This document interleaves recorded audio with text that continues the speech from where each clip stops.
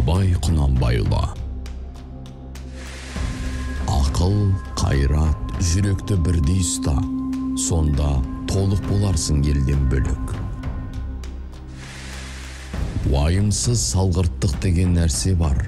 Ол Алланың, халықтың, дәулеттің, ғибраттың, ақылдың, ардың дұшпаны. Бірі бар жерде, бірі болмайды. Егерде мал керек болса, қол өнер үйренбек керек. Мал жұтайды, өнер жұтамайды. Алдау қоспай, адал еңбегін сатқан қол өнерлі қазақтың әулиесі сол. Баланың ең әуелі мейір шапағатқа, одан соң ақыл парасатқа, ақырында нағыз пайдалы ғылымға, еңбекке баула.